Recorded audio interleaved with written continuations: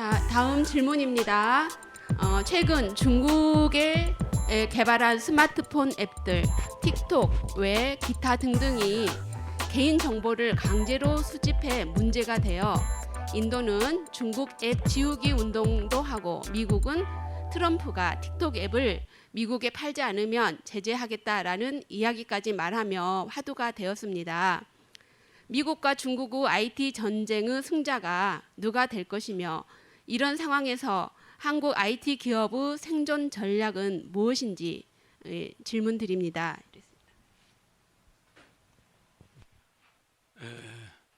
IT 경쟁은 이거는 지금 1라운드에 1라운드. 지금 앞으로는 뭐 저런 틱톡 정도가 아니고 어마어마한 터크가 쏟아져 나오는데 공간의 영상이 나오는 거, 공간 핸드폰, 뭐 하여튼 어마어마한 이 변화가 앞으로 올 거기 때문에 지금 이 싸움은 중국과 미국이 누가 이긴다 이런 거는 잘못되어 있는 거예요. 세계가 이제 전 세계가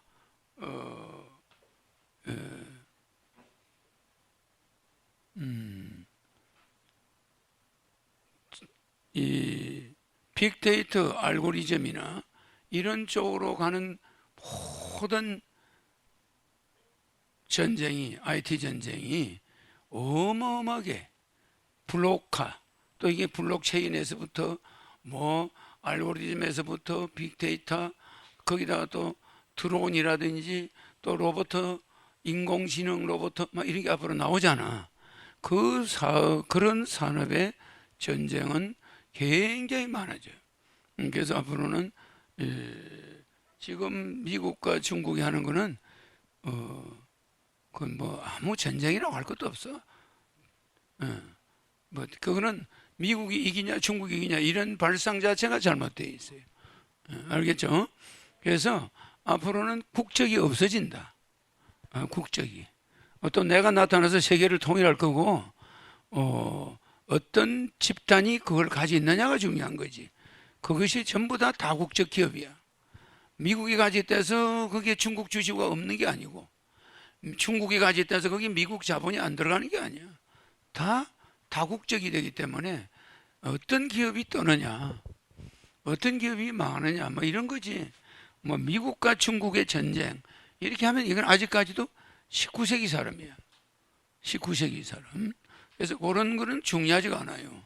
앞으로 어떤 것이 나타나 가지고 또 전쟁을 할 거냐, 어떤 알고리즘이 나타나 가지고 어떤 빅데이터가 나와 가지고 인류를 한층 더 전 세계 시장을 갖다가 석권해 버릴 거냐.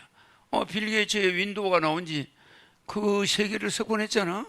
그런데 그 이후에 지금 뭐 페이스북이나 저거버거의 페이스북이라든지 그 다음에 또 뭐 여러 가지가 나오잖아. 나오면서 아이폰이 나오고 말이지. 그 사람이 죽었지만은 그렇잖아. 잡스가 죽었지만 이름이 잡스러우니까 돌아갔는지 몰라도 잡스가 잡스를 잊어버렸어. 자기 직업을 잃어버리고 가버렸어. 무슨 말인지 알겠어요? 아까 내가 여기 이야기한 말이야. 마이 셀프 헬퍼가 진정한 나의 셀프는 마이 셀프 헬퍼가 바로 헬퍼다. 말하자면 그게 헬퍼가 답이 셀프 헬퍼가 답이 헬퍼야. 그런 식으로 이 잡스가 잡스럽게 그 직업을 잡스를 놓고 가버렸어. 그러니까 뭐 이름이 좀 그러네. 그래서 누가 잡스의 것을 그 아이폰을 누가 개발했느냐, 누가 그걸 했느냐, 윈도우를 빌 게이츠가 했느냐 이거지. 빌 게이츠 국적이 미국이냐 뭐 어디냐 이거는 소화적인 시대야. 이제 20세기는 앞으로 오는 세기는 국적이 필요가 없어. 국적 없어. 그런 시대가 오기 때문에 미국과 중국의 경쟁도 IT나 알고리즘이나 빅데이터나 이런 드론이나 그다음에 전기 자동차나 인공위성이나 이런 데에 대해서는 나중에 세계가 마치 이 원자를 파헤치기 위해서 유럽에다가 스위스하고 국경에다 뭐 만들었어요? 초고속 모릅니까? 초고속 입자 가속기 만든 거 알아요? 그거는 전 세계가 합쳐서 만든 거야. 그래서 그게 스위스 것도 아니고 오스트리아 것도 아니고 그래 안 그래요? 그러면 입자 가속기를 만들어내는데 그 땅 평수가 얼마야? 그 돈이 얼마야? 그 눈에 보이지 않는 그 원자를 광자를 쏘아가지고 그 양자를 알아내기 위해서 힉스를 뭐로 돼 있느냐 이놈의 힉스가 그거를 빛을 쏘아가지고 그거를 분석하기 위해서 그 어마어마한 그 섹터의 연구소를 만들었어. 그 30억 불이라는 어마어마한 돈을 각 나라가 거출해가 만들지 어느 나라 혼자 못 만들어. 입자 가속기를 어느 나라 하나 못 만든다니까. 그러니까 앞으로 미래의 빅데이터 이 알고리즘의 발달에는 전 세계가 연합하는 추세로 가요. 그래서 이게 뭐 미국 거냐 중국 거냐 이거는 아직까지 초기 단계야. 조금 더 가면은 미국과 중국과 러시아가 지금 연합해 가지고 만약에 미국과 영국과 중국이 연합해 가지고 코로나의 예방 백신을 만들겠다 이러면 그건 공신력이 있어. 근데 미국만의 백신, 중국만의 백신, 러시아만의 백신 서로 효과 좋다고 그래. 그러나 우리는 그걸 믿지 못해. 좀 그런 게 있잖아. 근데 미국과 중국과 러시아가 결합해서 공동으로 백신을 만들었다. 그러면 누구나 가서 맞아. 그럴 수 있지. 그렇잖아. 그런 시대가 와야지. 뭐 이거 뭐 중국 저거 백신 만든 거 효과 좋대요. 다 놔줬는데 한 명도 부작용이 없대. 그거 믿을 수 있나? 없어요. 미국에서 만든 거 지금 어느 한 군데 내 말을 하면 이게 걸리니까 어느 한 군데서 만드는 예방주사가 딱 맞았더니 그 중에 한 사람이 희귀병이 나타난 거야. 그래도 그 백신을 백지로 돌리고 지금 다시 만들고 있어. 그 얼마나 백신이 무서운 거야. 전혀 인간에게 나타나지 않는 희귀병이 나타난 거야. 그 백신을 맞았더니. 그래가지고 그 백신 전체를 백지화했어. 왜 그 희귀병이 나온지는 원인을 알 수가 없으니까. 과학자들이. 그래서 그 백신을 지금 새로 하고 있다는 거야. 어마어마하게 돈이 들어간 건데 그게 수조 원이 들어간 건데 희귀병 환자가 도저히 그걸 맞지 이전에는 안 나타났는데 그걸 맞더니 희귀병이 나타나. 병명도 몰라요. 원체 무서운 병이라. 그래갖고 딱 스톱했어요. 이렇게 백신이 무서운데 이게 미국과 중국과 러시아가 코로나 백신을 개발했다. 그러면 우리는 믿을 수가 있어. 그러나 미국만의 백신, 중국만의 백신 믿기 어려워. 그런 것과 같아. 앞으로 미래 산업은 어마어마한 국제 경쟁력도 있겠지만은 국적이 없는 시대가 온단 말이에요. 그런 지금 입자 가속기처럼 그렇게 국적이 없는 그 연구가 진행이 돼야 그 입자 가속기에서 나온 결과 믿을 수가 있단 말이에요. 그지? 근데 어떤 과학자가 지 집에다가 만들어 놨다. 그 뭐 입자가 이렇게 생겼다. 절대 전 세계가 공인 안 해. 알겠죠?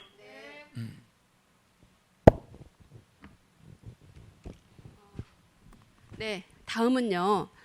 축복받은 몸이어도 꼭 몸이 망가지지 않게 마스크 쓰고 몸 관리를 해야 되는 건지 궁금합니다. 총재님께서 대통령 되시면 더 이상 바이러스는 생기지 않는 건지 궁금합니다. 네, 두 가지. 저거는 여러분들이 정답을 다 알고 있어. 코로나가 안 걸리려면은 우리 정부가 하라는 것이 마스크 쓰라고 그러죠? 그러니까 마스크 쓰고 있는 거예요. 그러나 내가 축복을 줘서 그게 괜찮다 해서 마스크 안 쓰게 하면 되나? 안 되죠. 그런 말을 해도 안 되는 거야. 마스크 안 써도 돼. 이러면 안 돼. 그래, 안 그래. 여러분들이 알아서 하는 거지. 그리고 지금은 마스크를 안 쓰면 걸려요. 그래, 안 그래. 그러니까 질문이 좀 약간 이상해. 그 다음에 뒤에 부분. 어디론가 또 사라졌네. 총재님이 대통령 되시면 바이러스는 이거 불을 보듯 뻔한 거 아니야? 신인이 나타나면은 하늘 기호도 달라지고 모든 게 달라져요. 모든 게 다 달라져 버려. 그러니까 하늘에서 꽃비가 올 정도로 달라진다 이 말이야. 무슨 말인지 알죠? 아주 세계의 기후가 축복을 받아가지고 난리가 나. 지금은 축복 줄 이유가 있나 없나? 내가 나타나야 되니까 허겁지겁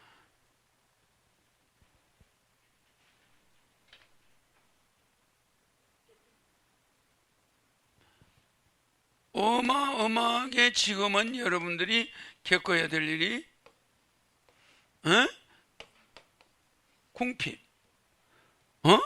궁핍해야 뭐 하늘에 내가 궁핍 천통이라고 그래서 안 그랬어요.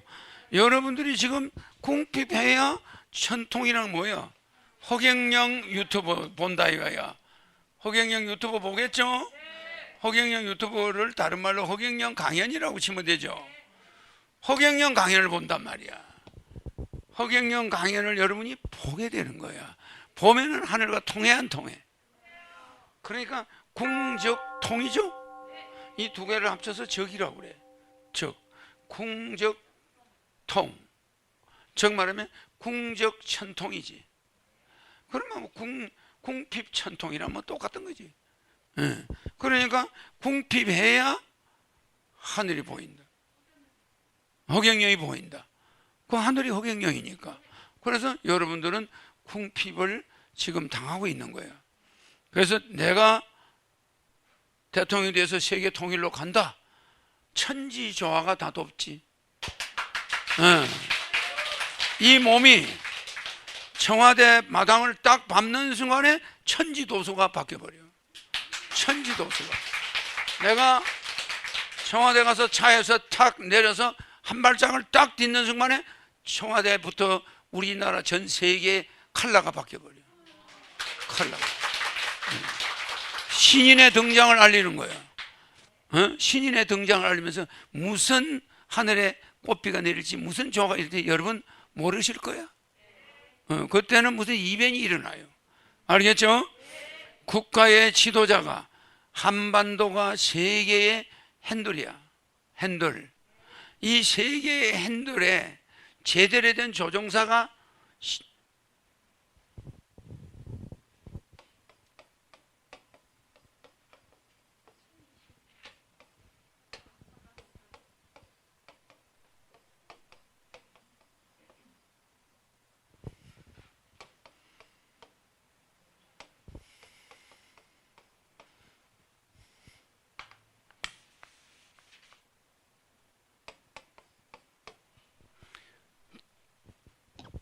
천신이 내려와서 하강해가지고 단자해서 앉아있는 자리가 청와대 자리고 하늘궁 자리야. 음과 양이야. 그러면은 이 하늘궁 자리에 와서 앉았잖아요. 이미 앉아있는데 청와대 가서 앉았다.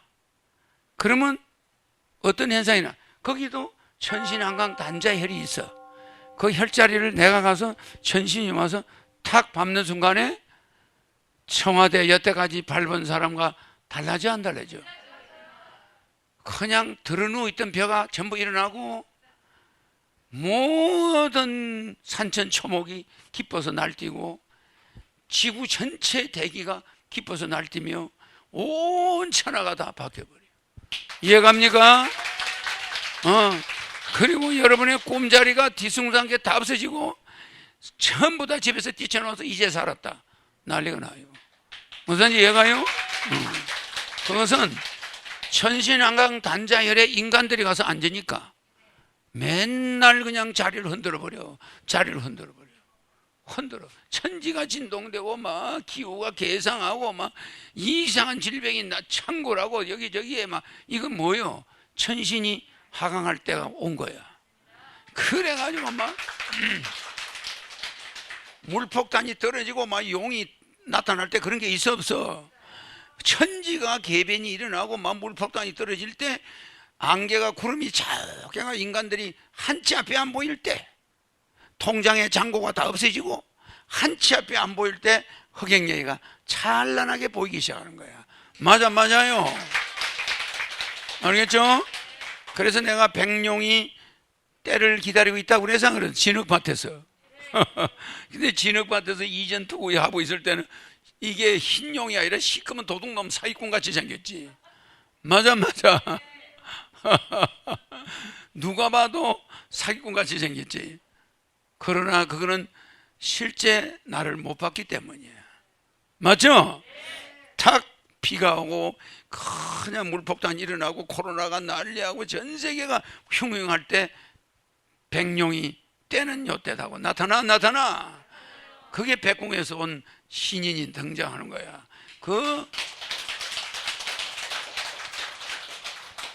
내가 이야기해도 스릴이 있네.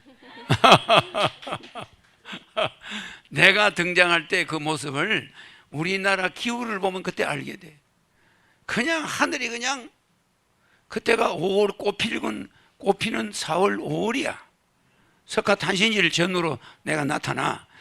그냥 이 벚꽃이 막 흐드러지게 피어가지고 막 바람이 부르니까 막 벚꽃이 날아다니는데 이게 꽃비가 오는 거지, 꽃이 날아다니는 거지. 그런 봄 날씨에 나타나. 좋아 안 좋아요? 내가 이야기하다가 내가 도치되게 생겼네. 바람 부는 겨울에 나타나지 않아요? 아주 시대는 아주 한겨울인데 내가 나타날 때는 따뜻한 봄날이야. 알겠죠? 그래서 꽃 피고 샤올 때 그때 나타나는 거야. 네, 그다음 다음 질문이고요. 방송에서 청계천은 사람으로 보면 배에 해당하는데 배를 열어놓으면 사람이 죽는 것처럼 나라도 국운이 쇠퇴해진다고 합니다. 과거 박정희 대통령 때는 닫혀 있어 나라가 부강했는데 열고 나서부터 내리막이라고 합니다. 시장님이 되시면 총재님께서 시장님 되시면 다시 닫고 위에 무궁화기를 만드는 것은 어떤지요? 그랬습니다. 청계천은 풍수적으로 서출 동류, 그러니까 서쪽에서 물이 내려와 가지고 동쪽으로 가요. 그럼 서쪽은 인왕산하고 북악산에서 내려온 물이야.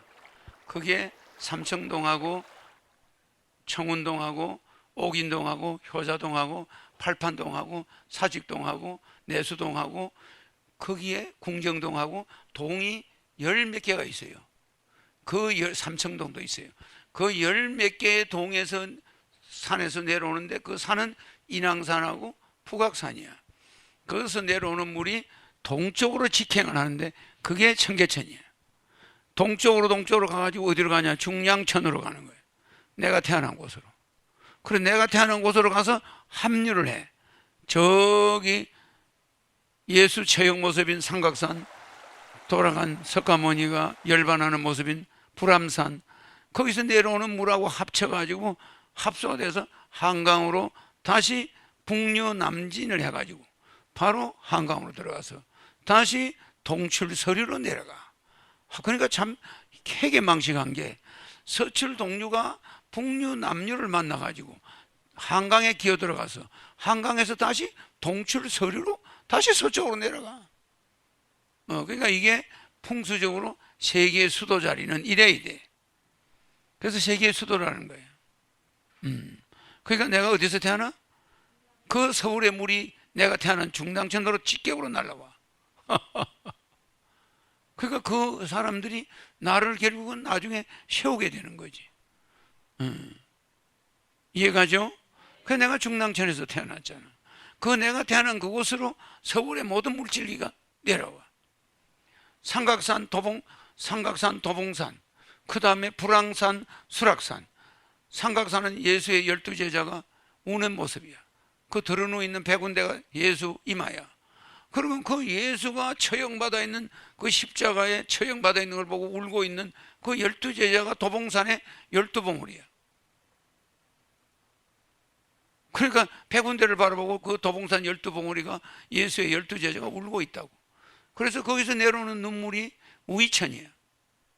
그게 소가 흘리는 눈물이라고 해가지고 우이천이라고 그래. 그래서 거기가 우이동이야. 그러면은 불암산은 석가모니가 열반하는 모습이야. 드러누워 있는데 수락산에 석가모니 10대 제자가 거기서 울고 있어요. 거기서 흘린 눈물이 상계천으로 내려와서 중랑교에서 예수의 눈물과 제자들의 눈물과 석가모니 제자의 눈물이 합친 게 중랑천이야. 그래서 중랑천은 가운데 중자,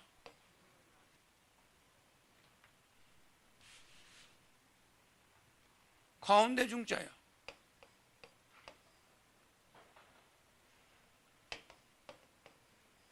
눈물 흘릴 랑자야. 에? 중랑천이라는 이 중랑천은 동서양의 예수와 석가의 눈물이 가운데로 흘러온다 해서 눈물 흘릴 랑자라고. 맞아요. 그런데 이렇게 북에서 남으로 내려오는데 여기 북악산 인왕산에서 일로 내려오네. 그리고 여기서 동에서 서로 내려오는 한강물을 만나서 서쪽으로 가. 맞아. 내가 태어난 곳이야. 허경영이가 이 자리에서 태어나. 맞아요. 여기가 중랑교 내가 태어난 곳이잖아. 그러면 왜 이 한양의 세계적인 수도 자리에 그런데 내가 이름에 경자가 붙네? 이게 서울 경자네? 맞아. 그러니까 이게 이리 와서 이리 때리 붙는 거야. 이게 동서양의 불암산, 상각산, 도봉산, 수락산 이 12제자 여기 예수가 누워있고 석가가 누워있고 여기 예수가 누워있고 근데 이게 12제자, 10대 제자 이 눈물들이 이렇게 내려와. 맞죠? 그래서 이걸 가운데 눈물 흘린 데서 눈물 흘릴 랑자야. 동서양의 중간이다 이 말. 그리고 쫙 내려오는데 허경이가 여기서 서울서 내려오는 물과 두 종교 지도자가 흘린 눈물이 만나는 곳에 태어나니까 행정과 영성을 정치와 영성을 동시에 잡아버리는 거지. 여기는 왕궁이야. 그래 안 그래요? 여기는 세계적인 영성이야. 종교 지도자들이잖아. 그러니까 종교 지도자들이 흘린 눈물과 정치인들이 왕들이 흘린 눈물이 여기 와 안 와. 그 길목에서 내가 태어났다.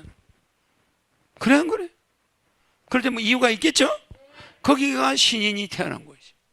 거기 한 젊은 여자가 남편도 없이 하늘에서 그냥 뱃속에 들어온 애를 거기서 낳다가 돌아가죠.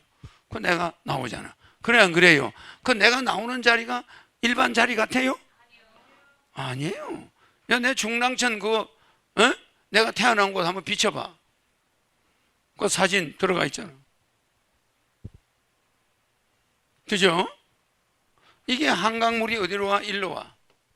이거는 동출 서류야. 서류.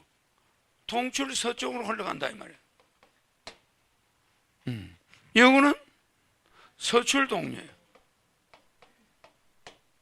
이거는 북출이야. 북출 남류야. 무슨 말인지 이해가죠? 그래서 항상 진, 태, 이 감, 간, 곤, 손, 근 이렇게 있으면 항상 북쪽이 영적인 자리야. 맞죠? 그 여기는 내려오는 거야. 북에서 남으로, 하늘에서 땅으로 내려오는 거야. 그런데 여기서 왕들의 눈물이 서출 동류가 없으면 수도 자리가 아니야. 서출 동류가 있어야 수도가 되거든. 예. 그래서 저 우리 하늘궁 본당을 잘 보면은 서쪽에서 물이 하늘궁 앞으로 내려와 안 내려와? 쫙 내려와서 내려가죠. 북쪽에서 남쪽으로 가죠. 북출 남류를 만나 안 만나? 똑같아요. 응? 서쪽에서 동쪽으로 쫙 내려와. 저 서에서 동으로. 하늘궁 앞에 보면, 그죠? 그래가 저 가면 북에서 내려오는 남쪽 물을 만나서 내려가. 좋아 안 좋아요? 똑같은 이치야. 이거는 세계의 영적인 수도야, 여기가. 여기는, 이거는 내가 태어나는 영적인 거와 정치적인 게 합류된 자리에, 그 자리에서 내가 딱 태어나. 맞죠? 근데 이름이 허락허자, 서울경자, 서울을 편안하게 하는 걸 허락한다. 그러면 서울의 동쪽에는 동경, 서경, 남경, 북경이 있으니까 서울을 장악하고 있는 거예요. 아시아는 앞으로 50억이야. 그래서 러시아가 머지않아서 수도를 모스크바에서 블라디보스톡으로 옮겨. 그러면 러시아 수도가 블라디보스톡으로 앞으로 오면은 블라디보스톡은 북쪽에 있고 서쪽에는 북경, 서경, 남경이 있고 동쪽에는 동경이 있고. 그래 안 그래? 가운데 서울이 탁 잡고 여기에서 신이 등장해가지고 세계를 호령하는 거야. 좋아 안 좋아요?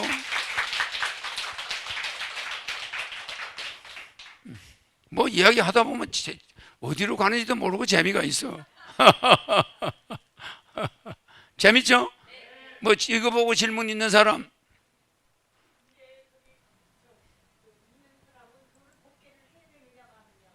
그러니까 이제 아까 그 사람이 이야기했죠. 청계천 이거를 복귀해야 되느냐 그러잖아.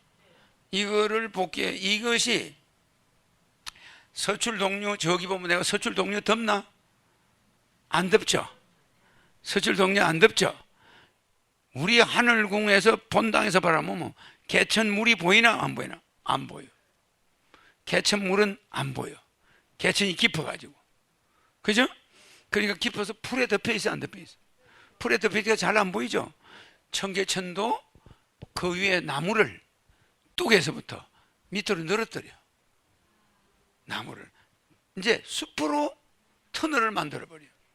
그러면 굉장히 좋아. 그냥 물바닥이 하늘로 보이는 것보다는 물 주변에 수양보드 나무들이 그 사람 걸어 다니는 머리 위로 늘어지면 좋아 안 좋아?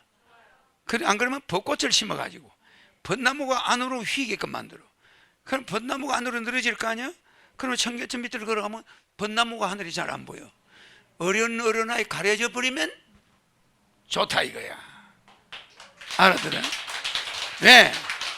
이거는 배때기가 아니고 이거는 대동맥이야. 동맥.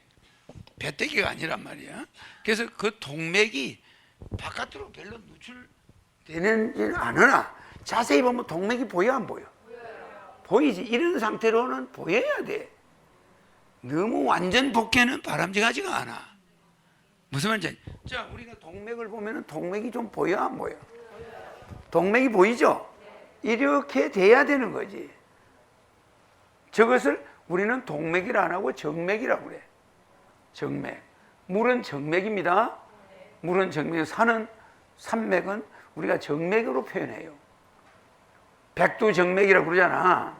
이거를 정맥으로 보는데 이 자체가 동맥으로 청계천은 동맥에 들어가. 큰 산은 정맥이고. 그러면 이 동맥은 좀 보이지? 그럼 어떻게 해야 되냐? 어른어른하게 사쿠라 일본 것이라고 하면 안 됩니다. 원래 우리나라 거야. 우리나라 좋은 거는 다 가져갔어 그 사람들이. 우리나라 꽃을 일본 사쿠라 일본 꽃이라고 하지 말아요. 우리나라 꽃이야. 근데 우리나라 사람은 꽃을 잘 못 지켜. 이름도 잘 안 지어줬어 그냥. 그래. 그 사쿠라가 우리나라 산에 가면요, 사쿠라가 군데군데 많이 피어 있어요. 어릴 때 산에 나무로 가면 아니 아름다운 꽃나무들이 있는데 보면 그게 사쿠라야. 야생 사쿠라입니다.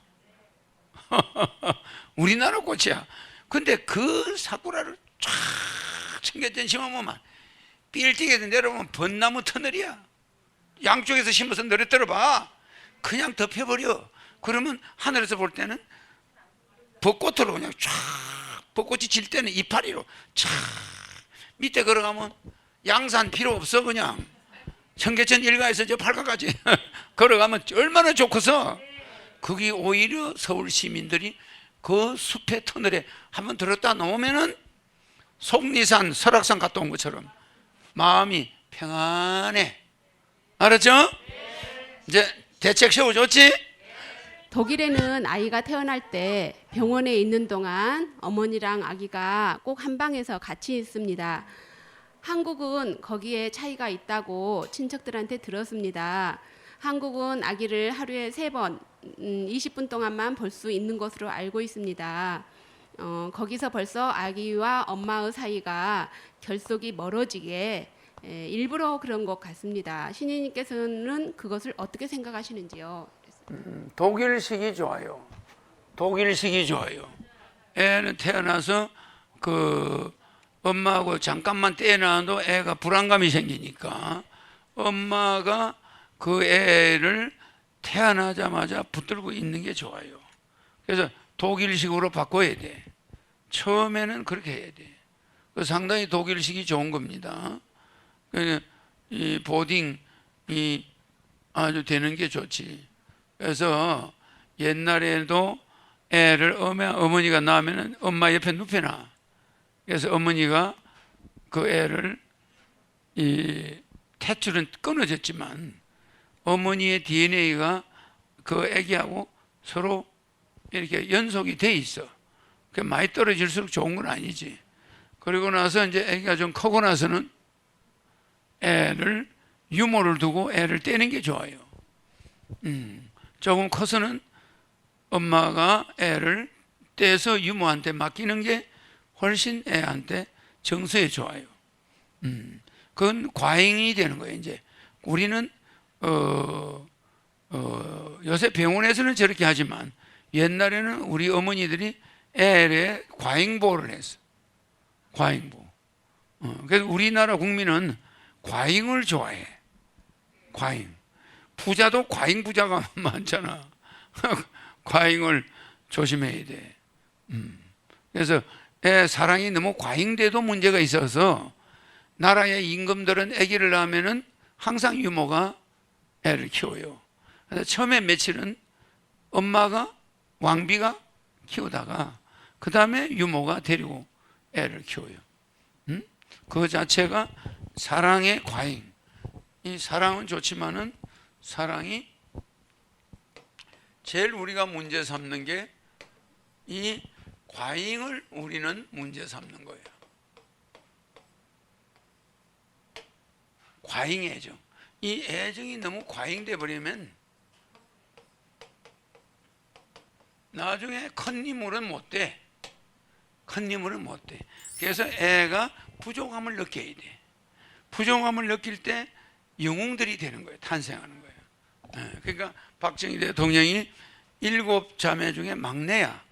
형들에 눌려, 쉘에 눌려. 그러니까 어떤 힘이 생기냐? 용수철처럼 일어나려고 하는 힘이 있는 거지.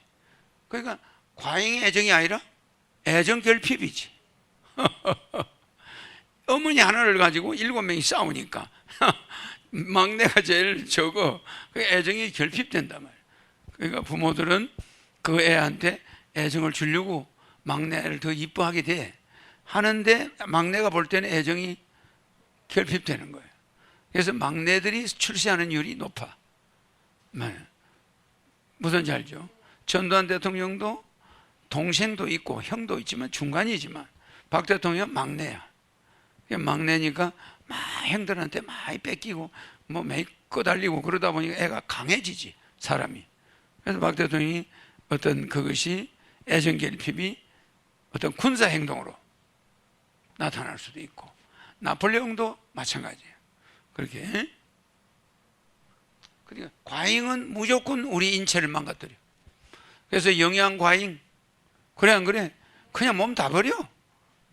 모든 게 음주 과잉, 담배 과잉. 응? 자, 네, 다음 질문은요. 그 독일 분 같은 분인데요. 저희 집에 말벌집이 자주 생기고 그리고 호네트 별집도 있었는데 우리 마당에는 진드기 벌레들이 많은 편이었었는데 축복받은 후 진드기들이 좀 없어진 것도 같고요. 그런데 그 벌레들은 무슨 뜻인지요? 이 축복을 받으면은 나쁜 벌레나 나쁜 것들이 집에서 사라져. 그 좀 이상하죠? 여러분 우유를 갖다가 허갱영하고 나면 우유 다 가져와. 우유 다 가져오라고. 싹 다 가져와. 우유를 갖다가 허갱영하고 나면 무조건 나쁜 게 사라져버리죠, 벌레가. 에? 이렇게 가져오고. 내가 말이죠, 옛날에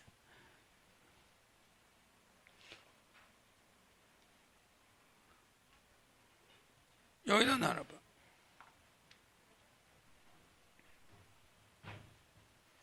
이게 여러 사람이 해온 우유죠? 우유인데 내 스티커를 붙여놨더니 전부 치즈가 됐지, 치즈가. 치즈가 돼서 떠있죠? 그 뚜껑 막아놓으니까 물은 못 도망가고 치즈가 다 된 거예요. 치즈가 됐죠? 자, 이거 각자 사람이 달라. 이 사람도 또 딴 사람, 이거는 치즈가 덩어리째 돼서 떠있죠?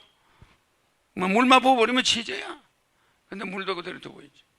근데 이렇게 내가 옛날에 설악산 신흥사, 화계사 이런 데 좀 있었잖아, 어릴 때. 내가 가서 절에 가니까 뭐 법당에 그렇게 빈대가 많아. 빈대가.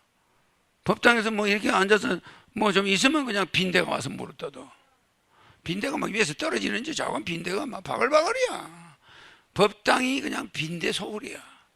그래서 내가 가서 허경영. 내가 나타나고 나서부터 절에 빈대가 다 없어져 버려. 그래서 내가 가서 허경영 이래버렸거든. 법당의 빈대가 싹 다 없어졌어. 그 얼마나 기가 막혀. 그런데 스님 둘이서 맨 싸우는 거야. 야, 빈대 잡지 마, 임마. 너 중된 놈이 중으로 온 놈이 임마. 네가 임마 빈대 잡으면 부처님 앞에서 빈대를 왜 죽여, 이 자식아. 그러니까 또 스님들이 그걸 가지고 싸워. 야, 그러면 법당을 네 빈대 속으로 만들려고 그러냐? 그럼 부처님한테 네 이거 잘하는 거냐? 이런 둘이서 막 스님들 아니 빈대 잡아야 된다. 빈대 살려고 시장 가서 약을 사온 거야. 이걸 뿌리자. 스님은 뿌리지 마라. 스님들끼리 싸워요. 야, 인마 빈대를 잡으려면 뿌려야 될 거야. 그러면 살생을 부처님 앞에서 우리 살생하자는 거냐? 아, 이래가 둘이가 붙어가지고 싸우는 거야. 그래서 내가 아니 스님 그러지 마세요. 내가 빈대 다 없애줄게. 허경영 불렀어. 빈대가 싹 다 사라졌어. 그거 얼마나 놀래겠어? 응? 무슨 말인지 알죠? 이거 말이에요. 여러분 이게 치즈가 허경영역 스티커 하나 붙으니까 이렇게 됐지. 나쁜 귀는 내만 나타나면 다 도망가. 허경영 하면 다 도망가. 맞아요. 물론 다른 데보다 덜 나타난다 이 소리라. 맞죠? 맛있는 게 있으면 벌레가 올 수 있지. 그런데 적게 와요. 알겠죠? 그래서 빈대 싸움이 끝난 거야. 그래서 이놈 부처님 앞에서 인마 네가 인마 중이 돼가지고 인마 부처님 앞에서 살생하려고 그러냐? 너 그럴 수 있냐? 그래 또 어떤 사람은 유나치게 또 빈대를 보호를 해요. 또 이도 잡아가 병에 넣으니까 이도 안 죽이거든. 그 내가 이를 잡아놓은 스님들 이 병에 소금 주는 담당이야. 그 참 스님들이 소주병에 한 병씩 이를 가지고 있어. 아니 그러면 그 스님들이 이가 안에서 전부 살아 있어요. 소주병 한 병이 거의 가득 있어. 그러면 이제 열어가지고 소금을 넣어줘야 돼, 매일같이. 그러면 스님들이 이가 죽으면 내가 혼나는 거야. 그래가지고 소금을 넣어주면 이가 소금을 먹고 살아. 우리 몸에 있는 소금 성분을 이가 먹어. 우리 피를 먹는 게 아니고 이가. 그러면은 그 소금을 넣어주면 이들이 안 죽어. 그러는데 빈대는 날라다녀. 번개 갖고 막 상상이 안 돼요. 그래가지고 내가 빈대를 없앴다는 거 아니야. 허경영 불러가지고. 그러니까 이게 나쁜 균들이 죽어 안 죽어? 적죠? 뭐 질문이 뭐였노? 질문이 뭐였노? 진드기가 없어졌다고 합니다. 축복받은 그러니까 축복받으면 진드기가 없어지지. 그거 좀 좋아지는 거예요. 에? 아까 그 질문 보죠? 없어졌다는 게 일리가 있죠?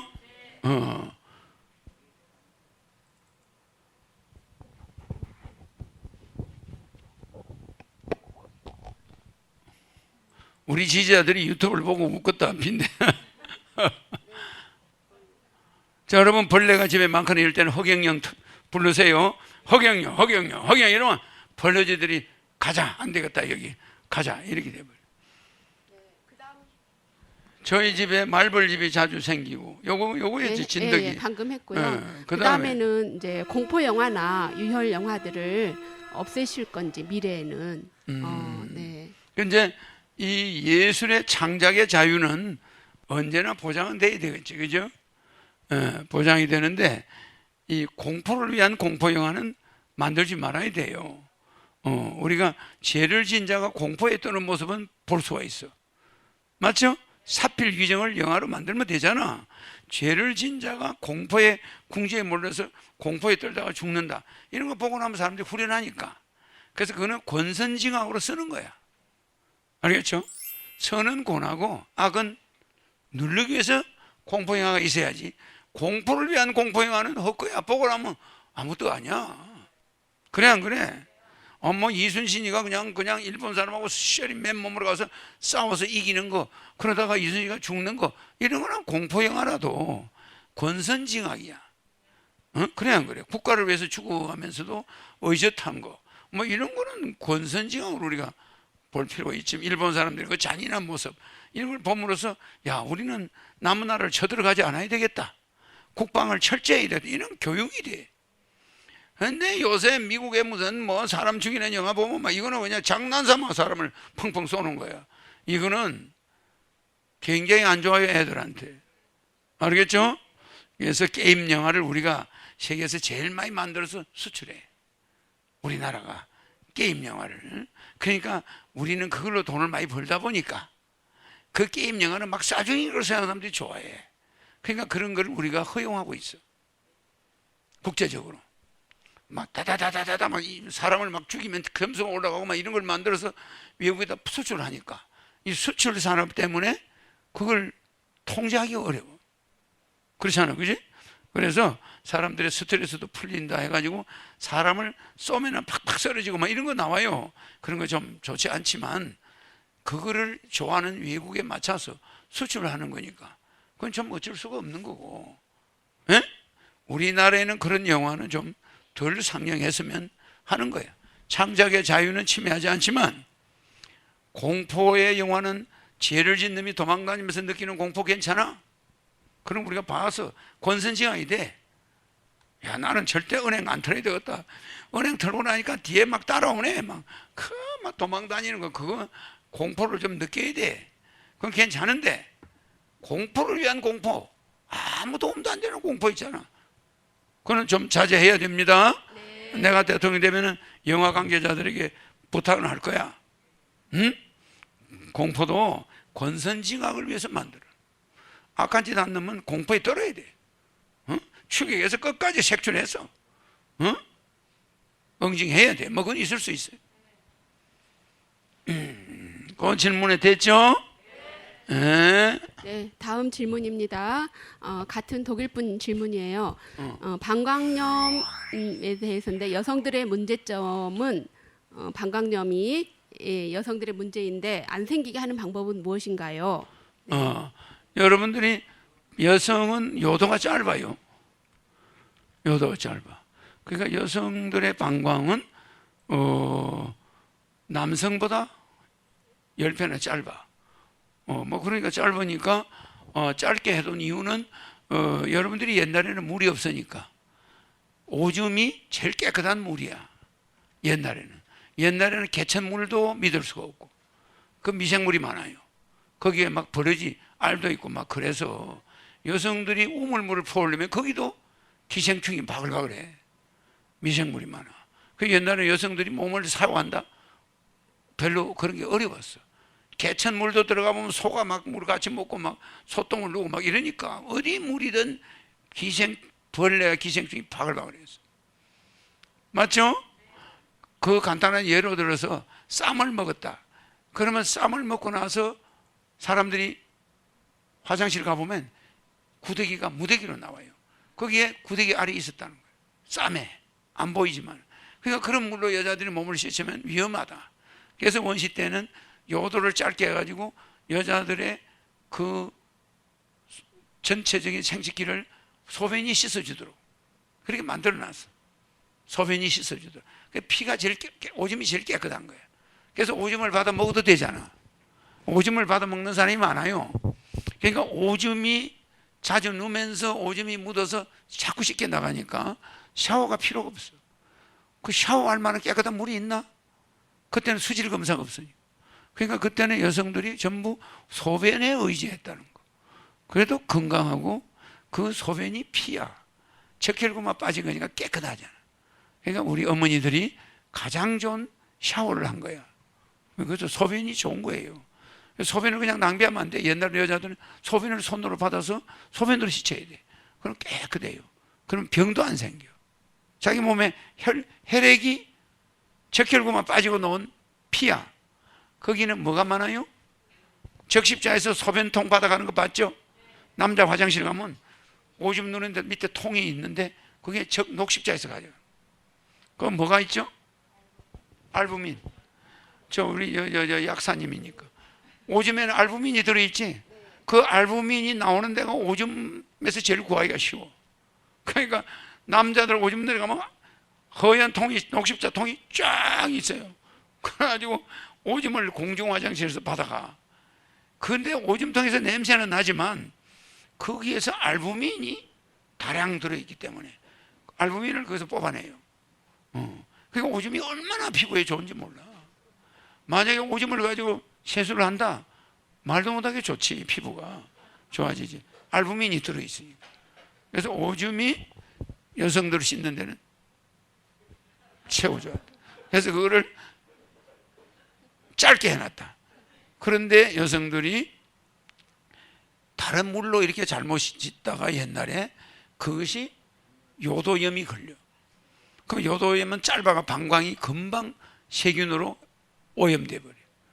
그러니까 또 남성들이 뭐 어떤 성관계에서 잘못돼 버리면 세균이 잘 들어가.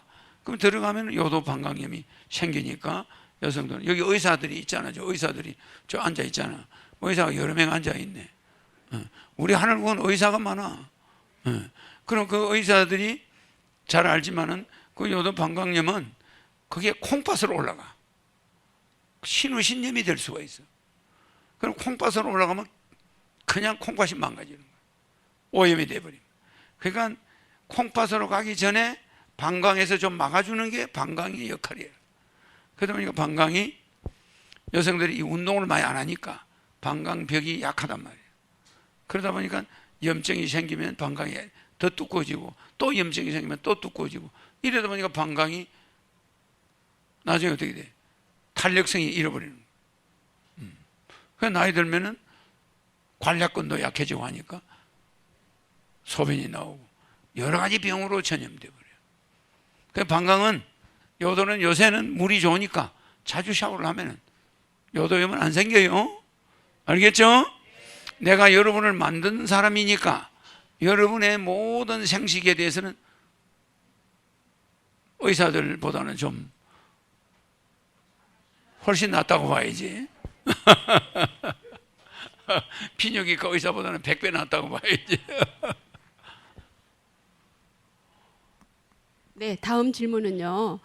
수원에 계신 박홍성 님이신데요. 집에서 부처님을 모시고 있는데 신이님을 만나 뵈어서 이젠 치워야 할지 그냥 두어도 되는지 궁금하고요.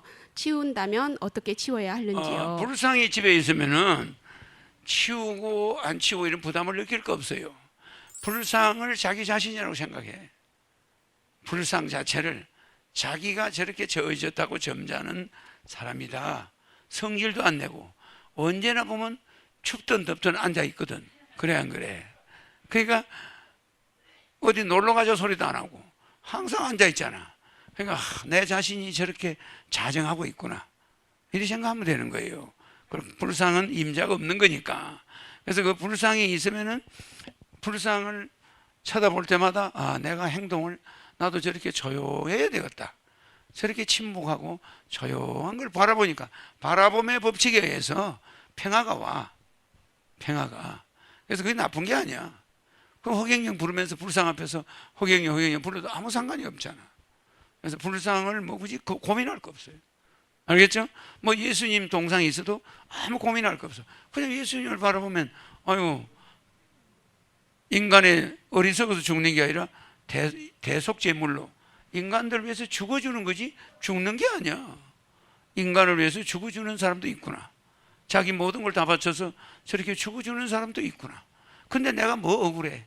내가 뭐 때문에 남편한테 조금 당해놓고 그걸 억울하다고 해? 저 사람은 아무 죄도 없이 가서 인간을 위해서 자기가 대속죄로 죽어주는 사람도 있는데, 그래도 예수나 마리아를 보면 마음이 편안해져야 돼. 석가모니를 봐도 편안해져야 돼.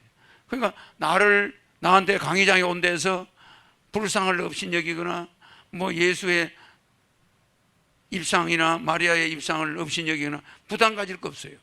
항상 보면서 내 모습을 그와 비교해 봐야 돼. 나는 예수 발가락에도 따라갈 수 있는가? 남을 위해서 내가 죽어줄 수 있는가? 인류를 위해서 죽어줄 수 있는가? 석가모니를 볼 때는 나도 왕궁을 버릴 수 있는가? 왕자의 자리를 버리고 머리 깎고 갈 수 있는가? 그래 안 그래? 그럼 우리는 그걸 바라보면서 자기를 수양할 수가 있어. 그러면서 허경영을 부르면 금상첨화지. 그래 안 그래요? 종교의 자유는 일체 서로 침해할 필요가 없어요. 더 장단점이 있으니까. 네. 신인이 왔지만은 모든 종교에 대해서 나는 노타치합니다. 맞는 말이죠? 그럼 어떤 여러분들의 정신 상태가 그 정도에서 안도를 얻고 안심을 얻는다면 어쩔 수가 없는 거야. 그리고 나중에 이제 내 단계로 올라오겠죠. 그럴 수 있다.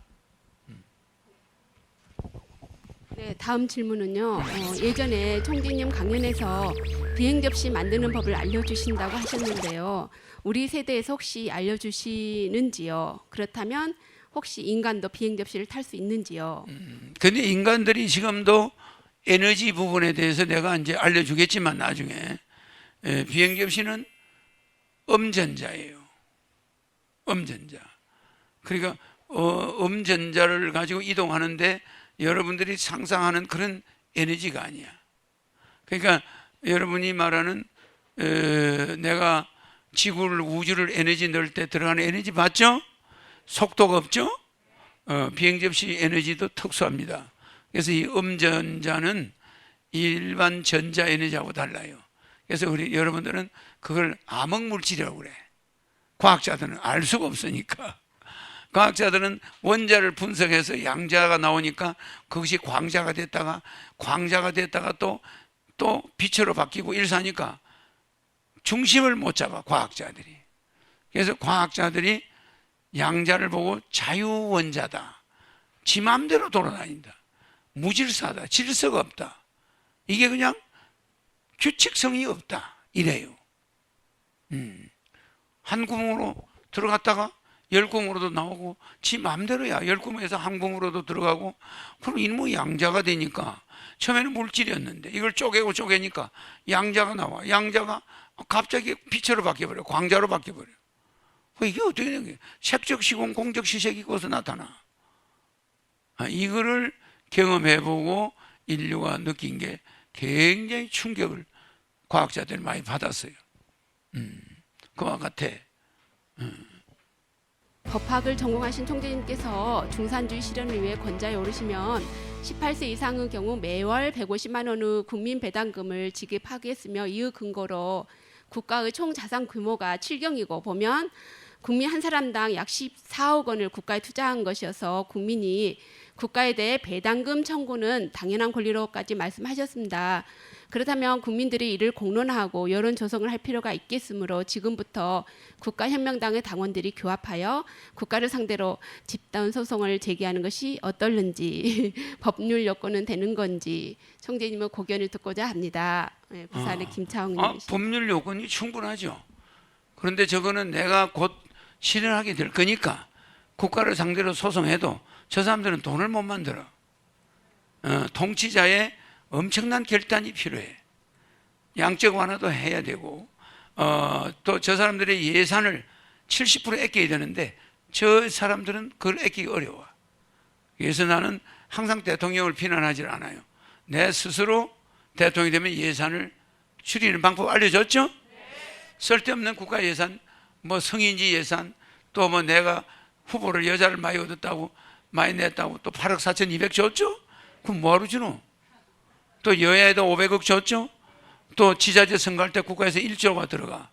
1조를 왜 써?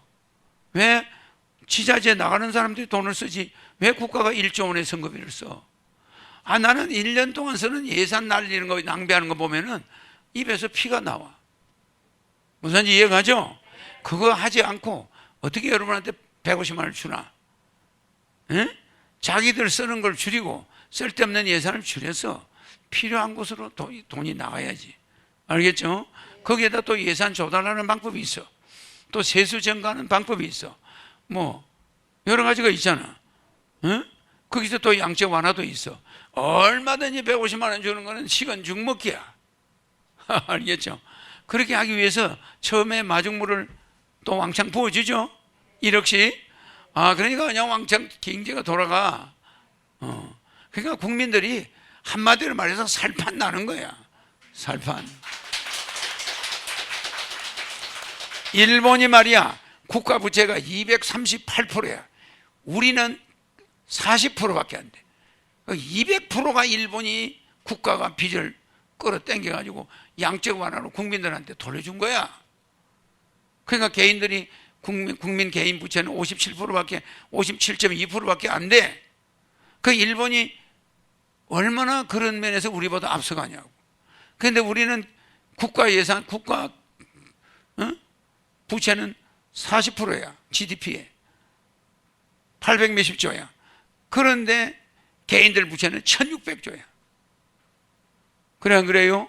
이 개인 부채는 국가 부채는 이자가 안 나가. 개인 부채는 이자가 나가. 알겠죠? 그래서 축복받으면은 전화로 축복을 받아도 축복을 전화로 받아도 축복이 똑같습니다. 코로나 때문에 만약에 못 오는 사람이 이제 우리가 여기 코로나 환자가 오지도 않았는데 코로나 환자가 저기 왔다가 경찰들 때문에 돌아갔죠? 그랬는데도 우리 보고 코로나 환자가 국가혁명 여기 어디야 여기 하늘공에서 생겼다는 것 마냥 오보를 언론사들이 날렸죠? 그 내가 나중에 다 내가 그냥 잊지는 않을 거야. 알겠죠? 신인의 코트를 건드려서 안 건드려서? 건드렸죠? 이미 에너지가 파생되고 있어. 알겠죠? 그러니까 하늘공에 왔다가 코로나 의심 환자가 안 들어오고 갔어. 그 사람이 오히려 그 사람을 고소하겠다고 어제 그래 안 그래? 그런데 하늘공에 괜히 코로나 온 것 마냥 덤태기를 씌웠어. 그래서 불안해서 못 오는 사람이 있다면 무조건 전화로 축복받으면 돼. 전화로 건축 후원금 내도 되고. 그럼 내가 전화로 축복 줘도 효과는 똑같아. 알겠죠? 이게 내가 뭐 이 집에 찾아가서 이거 만들어 줬나? 맞아 안 맞아요? 이 사람이 내 사진 붙여놓은 거야. 야, 사진 한 장 있죠? 사진 한 장. 사진 붙인 거야. 그러니까 각자 자기 집에서 취재가 된 거지. 이거 뭐 내가 했나? 이거 내 사진 여기 6개나 붙여놨네. 취재 아닙니까?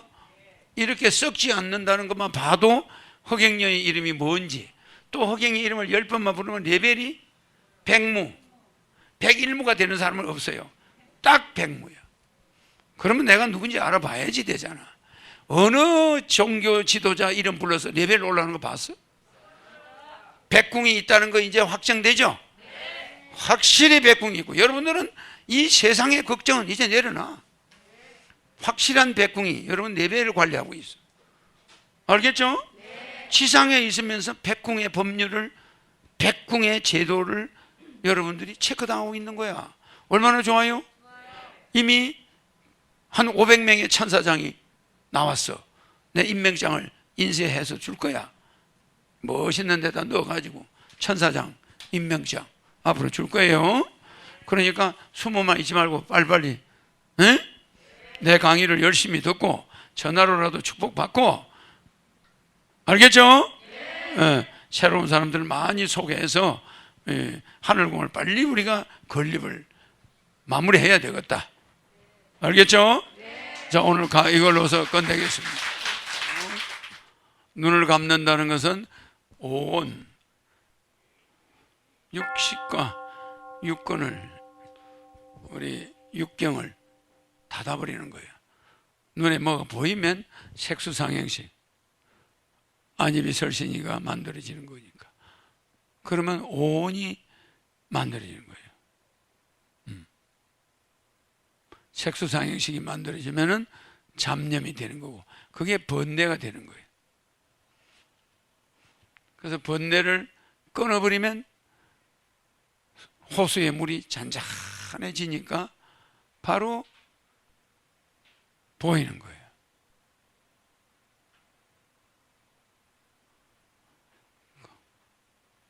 가까이 가지고 와봐야 되지, 안 보여요.